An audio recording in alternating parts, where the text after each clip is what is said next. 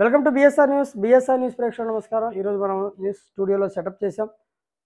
Morning news చేసి చదివేటటువంటి ఏర్పాటు చేసాం. స్క్రీన్ మీద మన రకరకాల ఉదయాన్నే వచ్చే తెలుగు న్యూస్ పేపర్లను డిస్ప్లే చేసి వాటిని చదివే ఏర్పాటు సెటప్ అనేది చేయడం జరిగింది. అలాగే every day morning news paper analysis కోసం నాతో పాటు పుర ప్రముఖులు, అలాగే సామాజిక స్పృహ కలిగిన వాళ్ళు, ఇంకా యువకులు, ఉత్సాహవంతులు న్యూస్ పేపర్లో జాయిన్ అవ్వచ్చు. న్యూస్ పేపర్లో జాయిన్ అవ్వాలంటే ఆ స్క్రీన్ మీద కనిపించే నెంబర్కి మీరు కాల్ చేసి వాట్సాప్ చేసి మా దగ్గరికి రావచ్చు. ఉదయాన్నే ప్రతిరోజు 10:30 వరకు కూడా, మార్నింగ్ 6 to 10:30 వరకు 4 hours వరకు నాన్ స్టాప్గా న్యూస్ ఛానల్కి సంబంధించి న్యూస్ పేపర్ అనాలిసిస్ జరుగుతుంది. న్యూస్ పేపర్ అనాలిసిస్లో ఎవరైనా జాయిన్ అవ్వచ్చు.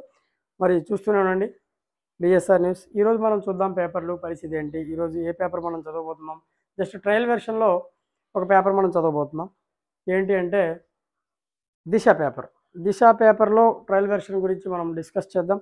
ఇక్కడ దిశ పేపర్లో ఈరోజు మనం ఇక్కడ హెడ్డింగ్ మీకు కనిపిస్తుంది, పథకాలు ఫుల్ అనే దాని గురించి ఒక ప్రధాన హెడ్డింగ్ అనేది ఇక్కడ చూపించారు. మనకి దాని గురించి మాట్లాడితే మేనిఫెస్టోలపై వైసీపీ టీడీపీ కూటమి కసరత్తు చేస్తుందని ఒక హెడ్డింగ్ ఇక్కడ కనిపిస్తుంది. తర్వాత రాష్ట్ర పునర్నిర్మాణమే లక్ష్యంగా కాంగ్రెస్ వామపక్షాల విధి విధానాలని చెప్పి చెప్పడం జరిగింది. తర్వాత జనం నాడి పట్టుకునేందుకు ప్రధాన పార్టీ ఎత్తుగడలు అని చెప్పి కూడా ఇక్కడ చూపించడం జరుగుతుంది. అయితే మేము 100 రూపాయలు ఇస్తామని ఓ పార్టీ ప్రకటిస్తే తాము 200 ఇస్తామని మరికొన్ని పార్టీలు పోటీ పడుతున్నాయి. ఈ దఫా అధికార ప్రతిపక్షాల మేనిఫెస్టోలో జనాన్ని బురిడి కొట్టించే ఆకర్షక పథకాలకే ఎక్కువగా ప్రాధాన్యం ఇస్తున్నట్లుగా తెలుస్తోంది. అంపశయ్యపైకి చేరిన రాష్ట్ర ఆర్థిక పరిస్థితులు, పీకల్లోతు అప్పులు, అస్తవ్యస్తంగా మారిన వివిధ వర్గాల జీవన ప్రమాణాల గురించి పట్టించుకున్నట్లు కనిపించడం లేదు. కునారెల్లుతున్న వ్యవసాయ, పారిశ్రామిక తయారీ రంగాలను తిరిగి గాడిలో పెట్టేందుకు సరైన ప్రణాళికలపై దృష్టి సారించినట్లు లేదు. కాంగ్రెస్ వామపక్షాలు మాత్రం రాష్ట్ర పునర్నిర్మాణం కోసం ఏం చేయాలనే దానిపై తమ ఉమ్మడి మేనిఫెస్టో ఉంటుందని చెప్తున్నాయి. అయితే ఇందులో పూర్తిగా మనం మాట్లాడితే ఇక్కడ చూడండి, విభజన అనంతరం కేవలం వ్యవసాయ ఆధారిత రాష్ట్రంగా ఆంధ్రప్రదేశ్ భారీ రెవెన్యూ లోటుతో మిగిలిపోయింది. ప్రత్యేక హోదా, విభజన చట్టంలోని హామీలకు కేంద్ర సర్కార్ మంగళం పాడింది. ప్రత్యేక ప్యాకేజీతో ఆదుకుంటామని చెప్పినా ఆచరణకు నోచుకోలేదు. జాతీయ ప్రాజెక్టు పోలవరానికి నిధులు ఇవ్వకుండా కేంద్రం 1.25 మెలికలు పెడుతోంది. కేంద్రం నుంచి హామీలను సాధించడంలో టీడీపీ, వైసీపీ ప్రభుత్వాలు పూర్తిగా విఫలమయ్యాయి.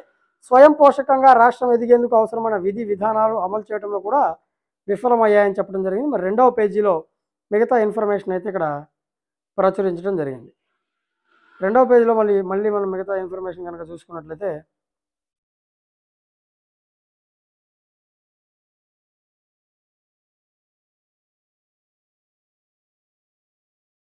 చూడండి, 2వ పేజీలో పథకాల ఫుల్కి సంబంధించినటువంటి టాపిక్ మనం కంటిన్యూషన్ చేసి చదువుతాం. ఇక్కడ అంటే కేంద్ర ప్రభుత్వం నుంచి వచ్చేటటువంటి మనకి బెనిఫిట్స్ని అటు రెండు ప్రభుత్వాలు, వైసీపీ అయితేనేమి టీడీపీ అయితేనేమి, ఇద్దరు కూడా తొంగలో దొక్కారు. దానివల్ల ఎలాంటి బలోపేతమైనటువంటి కార్యక్రమాలు ఏం చేయలేదని చెప్పి చెప్తున్నారు. ఘోర వైఫల్యం కనిపిస్తుందనే విశ్లేషణ కూడా ఇక్కడ రాయడం జరిగింది. తర్వాత వ్యక్తిగత లబ్ధి పథకాలే, రానున్న ఎన్నికల్లో మళ్ళీ అధికారాన్ని కైవసం చేసుకునేందుకు వైసీపీ మేనిఫెస్టోపై కసరత్తు చేస్తోంది. రైతుల రుణమాఫీ, వృద్ధులకు పెన్షన్ పెంచాలని యోచిస్తోంది. ప్రస్తుతం అమలు చేస్తున్నవి కాకుండా మరింతగా వ్యక్తిగత లబ్ధి చేకూర్చేటట్లు ప్రజాకర్షక పథకాలు రూపొందించే పనిలో నిమగ్నమైంది. వాస్తవానికి జనాభాలో సగానికి పైగా ఆధారపడినటువంటి వ్యవసాయ రంగాన్ని పునర్వ్యవస్థీకరించకుండా సగటు ప్రజల జీవన ప్రమాణాలు పెరిగే అవకాశం లేదు. ప్రస్తుతం వ్యవసాయంలో 70% కౌలు సాగు నడుస్తుంది. కౌలు రైతులకు పంటల సాగు లాభదాయకంగా ఉండాలంటే ఏం చేయాలనే అంశంపై ప్రధాన పక్షాలు దృష్టి పెట్టడం లేదని వ్యవసాయ నిపుణులు ఆందోళన వ్యక్తం చేస్తున్నారు. ప్రభుత్వాలు అందించే ప్రోత్సాహకాలు ఏవైతే ఉన్నాయో అవి కేవలము భూ యజమానులకే పరిమితం అవుతున్నట్లుగా కూడా ఇక్కడ వెల్లడిస్తున్నట్లు చెప్పారు. అయితే ఓటర్లు ఎవరికి జై కొడతారనే విషయం గురించి ఇక్కడ మాట్లాడితే, వ్యవసాయ రంగంలో చేపట్టే సంస్కరణలు గ్రామీణ ప్రజల కొనుగోలు శక్తి ఊతమిస్తాయి. వ్యవసాయానికి సమాంతరంగా పారిశ్రామిక తయారీ రంగంలో డిమాండ్ పెరుగుతుంది.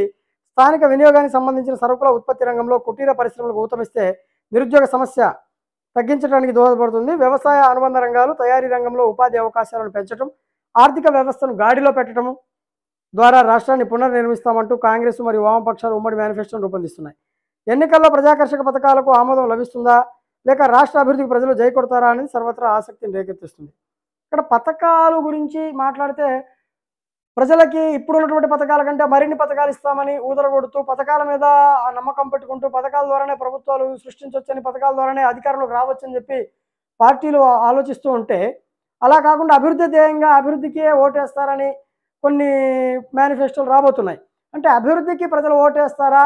లేకుంటే పథకాలకి ఓటు వేస్తారా? అనేది సర్వత్రా ఆసక్తిని రేకెత్తించేటటువంటి ప్రశ్న. మనకి ఇప్పుడు రాజధాని కావచ్చు, లేదంటే కంపెనీస్ కావచ్చు, ఏదైనా కూడా అభివృద్ధి అనేది కోరుకుంటారు కొన్ని వర్గాలు. ఇంకొన్ని వర్గాలు ఏంటి అంటే పథకాలు కోరుకునే వాళ్ళు ఇంకొన్ని వర్గాలు. అభివృద్ధి జరగడం అనేది అది అభివృద్ధి జరిగే టైంకి జరుగుతుంది. కానీ పథకాలు ఉంటే ప్రస్తుతం ఎవరికి వారు వ్యక్తిగత లబ్ధి పొందొచ్చు. వ్యక్తిగతంగా, కుటుంబ పరంగా, ఫ్యామిలీ పరంగా, రూరల్ ప్రాంతాల్లో, గ్రామీణ ప్రాంతాల్లో ఉన్నటువంటి వాళ్ళందరూ కూడా లబ్ధి పొందొచ్చు అనేది వీళ్ళు అనుకుంటూ ఉంటారు. పథకాల ద్వారా వచ్చేటటువంటి లబ్ధి గురించి ఆలోచించేవాళ్ళు. మరి అభివృద్ధి గురించి ఆలోచించే వాళ్ళు కూడా ఉన్నారు. సో మొత్తానికి అభివృద్ధికి ఓటేస్తారా? లేకుంటే పథకాలకే ఓటేస్తారా? అనేది వేచి చూడాలనేది ఈ దిశ పేపర్‌లో ఈరోజు మెయిన్ పేపర్‌లో ఉన్నటువంటి సారాంశం. చూస్తూనే ఉండండి బిఎస్‌ఎన్ న్యూస్. Thank you.